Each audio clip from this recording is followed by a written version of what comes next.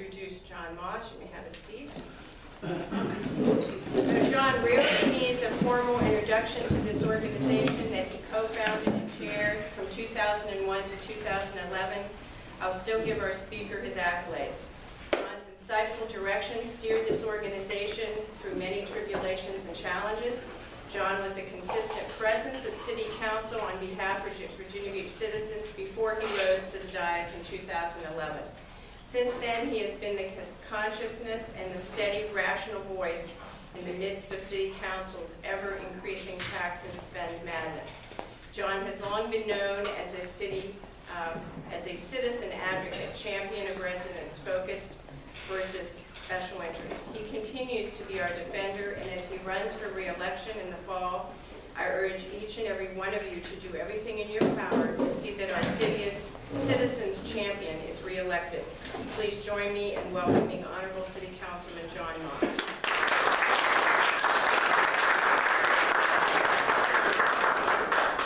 Those are very kind words, and I'm not going to spend a lot of time talking because I want to really answer the questions that are on your mind and give you a chance to see if you can stump me. I always like that because I like to consider myself pretty well informed. So do ask all the things that are on your mind.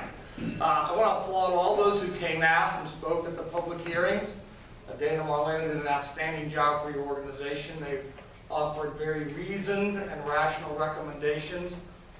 George, you always come out and speak from the heart about what's happening to working families and what the pressure that's putting on families with declining disposable incomes, to make council sensitive that these budget numbers do translate to real hardship when we don't live within our means. I appreciate everyone that comes out. A lot of times I think people in government forget that the primary purpose of government is to what? To secure people in their liberty and their property. Not to free them of their liberties, but to free them of their properties.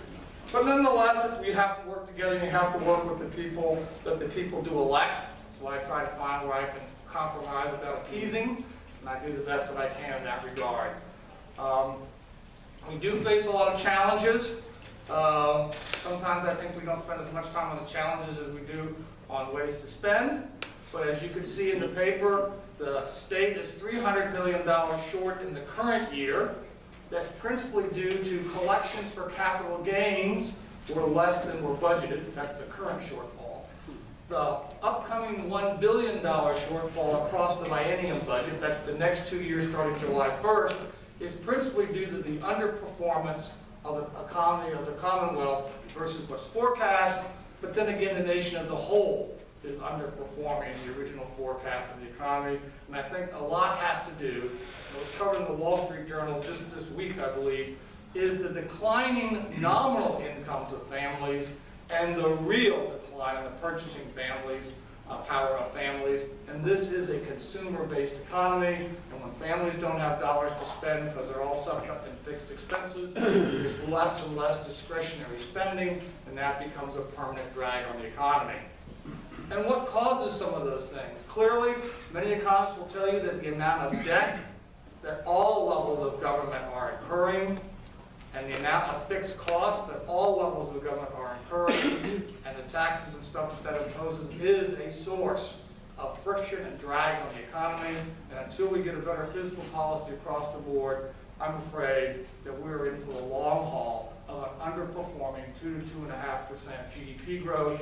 And in this region, we are under 3%, and we are underperforming the national average by about 0.5 to 0.75%. And the city's budget is increasing faster than the local domestic growth GDP. That is not, all those are not good signs. And I think those are the challenges that we will face as we go forward. They're not going away. At the same time, our needs, for example, we haven't added a single police officer to our force since 2002. But we have added a lot of staff to planning, strategic growth. In fact, we now have one person in the planning department for every 8 sworn police officers. So clearly, I think we have room within the top line to better address the priorities of our community without having to ask families to make more sacrifices to meet those needs. But in the end, That responsibility rests as much with you as it does with me, because you're the people that all 11 of us all work for. But those are, I think, the challenges. Now let's talk about some good things, because there are some good things that we're here today to talk about. In many communities, if we were here, we'd be talking about failing schools, and we're not. Matter of fact, I've often said, and will say today, the school board is a much better steward of your money than the 11 members of the city council are. They have actually reduced their spending in real terms, given the role that they've made some tough choices. I can't say I agree with all of the spending choices that they've made, but they went with block scheduling, they went with this core course thing to reduce the number of teachers that they needed in the high schools by about 200. They've done a number of things to reduce the number of instructional personnel that they need. Now that has translated to the workload of teachers. My wife is one, so I can talk about that. But they've done a good job. On the city side, there are some places you can look at and say some good things are happening. We've reduced the number of people that it takes to pick up your trash. Now that might sound small, but we actually have reduced. We got bigger trucks. We've changed how that works, but they basically have been reducing the number of people employed and the number of rolling stock for our public works department. And believe it or not, your cost for water is less than the city of Norfolk, who we used to buy water from. Kind of interesting turn of events, but that's a large part and due to our public utilities department and their performance. Now there are some areas where I think we have not done as well. Adding all that staff in the planning department is a good example. The length of time it now takes you to get something through if you want to build a home, especially if it's in such a watershed, we have made that a full employment act for every civil engineer in the Commonwealth, I think. But I know people who have spent tens of thousands of dollars just to put a pool in. I'm sure I'm not alone in knowing some of those stories. We're taking 8 months just to get a site permit to build a home in Little Neck. So some of these things are not good signs, in my opinion, about how much better we could do. I think regulatory issues are impacting growth and development in our community. But by and large, and the last thing I would put as a challenge, I'm trying to stay within the 10 minutes and I'll stop, is debt. You know, debt like at your home is an opportunity. You're willing to take on debt for investments, but you have a limit on how much debt you can service. So does the citizens of Virginia Beach. You're the ones that service the debt. Now in Virginia Beach we have a lot of creative ways to issue debt. One which I have always objected to, but the majority is happy with, is we issue debt through the Virginia Beach Development Authority. We just issued $96 million worth of debt we're getting ready to issue through them. Because while that debt we have to pay, since it's subject to annual appropriations, not like if we don't pay it, it won't affect our bond rating, but it doesn't apply to our constitutional debt limit. It also means they don't have to come out and ask the public in a referendum to borrow it. I've always said that I believe that any debt that the city borrows should be borrowed within its charter limitations. And when those limitations are exceeded, it requires us to go to you, the referendum, to get your approval. And I believe all debt should be co-signed by the public in a very positive way if it exceeds our charter debt limit. But that currently is a minority opinion that I hold. But nonetheless, that's where we are today. And so we have quite a bit of debt. But it's just where we're at. We are trying to get our handle on the unfunded liabilities for our pension and our health care plans. The school board's issue is much larger than the city's.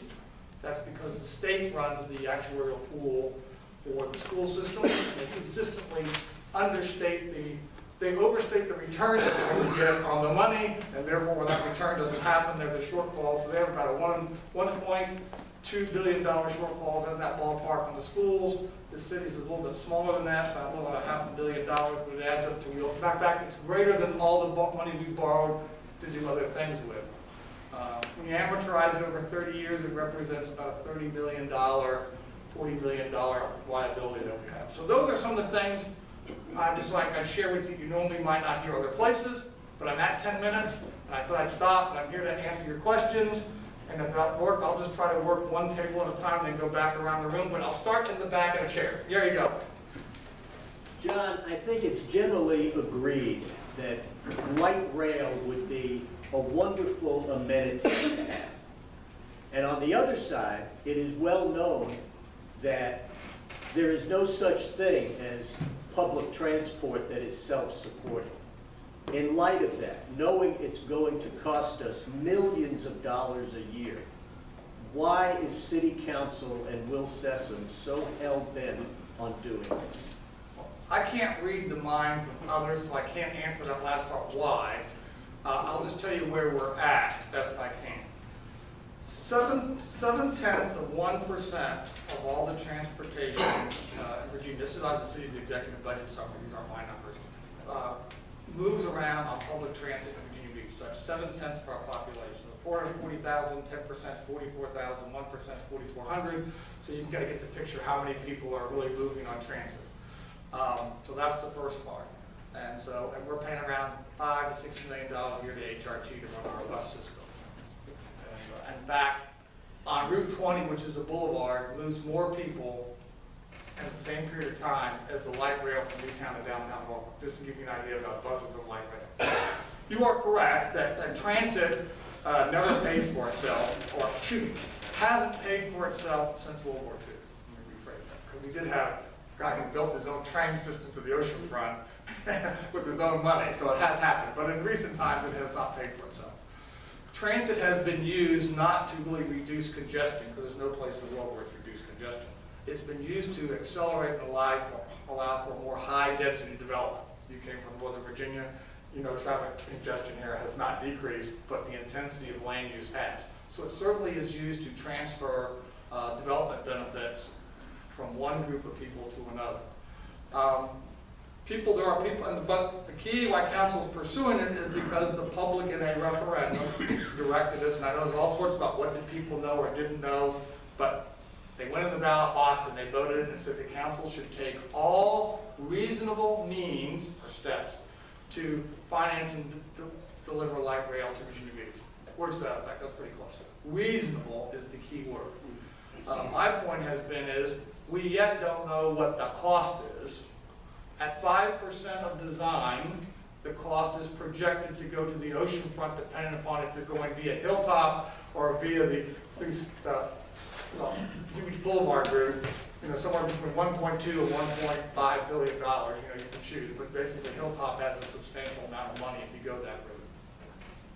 No one believes that the city of Virginia Beach has the wherewithal in the next 20 years to pay the cost of going to the ocean front or Hilltop or either way. It's just too much debt the community can take on. So I have my own doubts as to whether or not you can even make it work to get to town center. Clearly, I was an advocate of taking the pilot project of Maglev, because they were going to do it themselves for $60 to $80 million and see if it would work, because the cost of going from Newtown Road to the ocean front was less than the cost of taking the existing late 19th century, early 20th century technology to town center, believe it or not, less than that. But that didn't go our way. And in fact, many of you may know now that the state of Florida, in fact, awarded that very same company to build a 15-mile maglev thing, which I think is from Tampa to Orlando, if I remember correctly, will open in 2017. I wish them the best of luck. I really do think that technology works. It does work. It is in place. It represented a more cost-effective way of delivering something that I still think wouldn't pay for itself, but the cost was like 1/2 or less than the Norfolk system. I do believe that there are some members, maybe the mayor, who are eager to push bringing the light rail. Remember, the mayor said we won't have light rail in Virginia Beach unless, he said what was the condition? Everybody remember what it was? Federal government paid Without federal participation, there cannot be, we can't do light rail. Well, suddenly now we can, because the state said, though they're $300 million short this year, and $1 billion short the next 2 years, the Secretary of Transportation says he has up to $155 million to give to Virginia Beach to go from Newtown, to extend the light rail from Newtown to Town Center. And anything over that total cost would then be borne 100% by the city. We'd have that cost, like the cost of, for instance, Norfolk County. So now the council got together and they got that offer from the state. You say, well, why did the state offer that? Well, maybe it's because the Secretary of Transportation, Will, and Mayor Frame of Norfolk and the governor think that the political payback for Norfolk, because guess what's happening in Norfolk next year?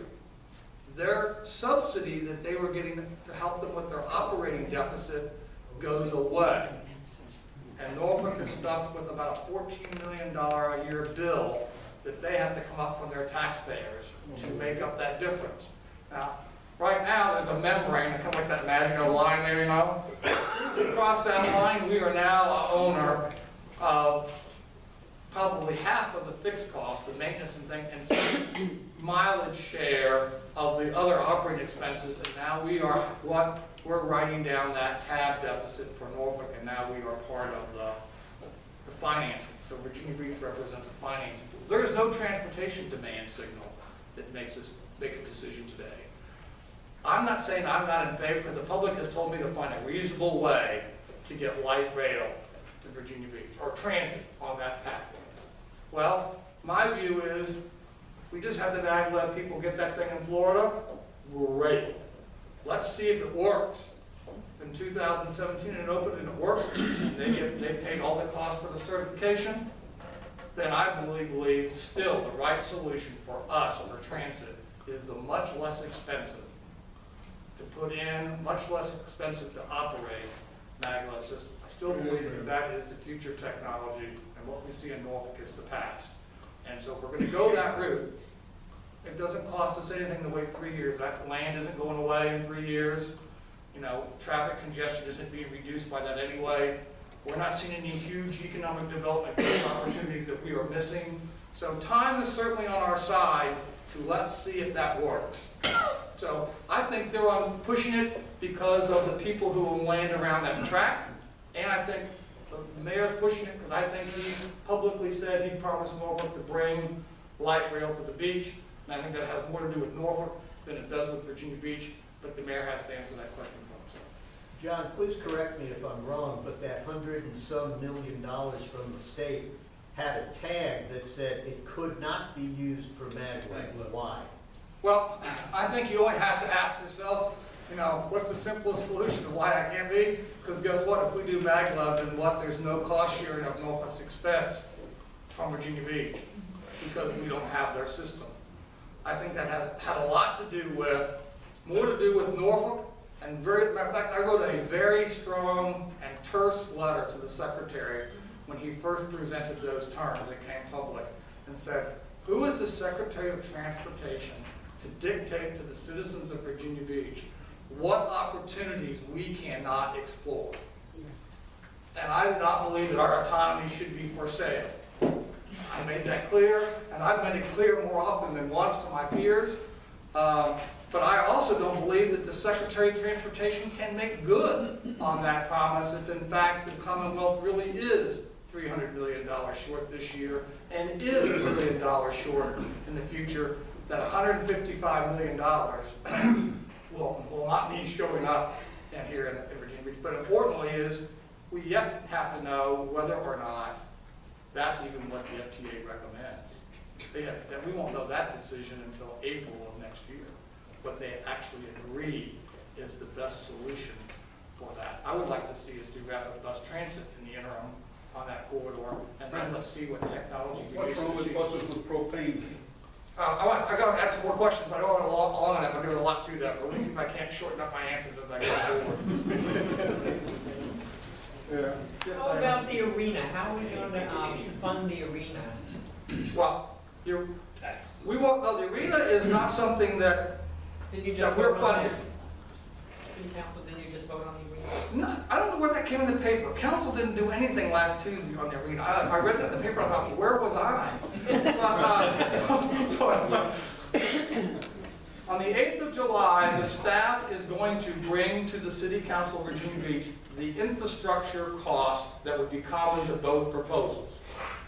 In the interim, while that's going on, the staff is working with United States Management, which is Eddie Garcia and other people together making that partnership, to come up with refined terms as to how the debt that they would be responsible for should the arena not perform like they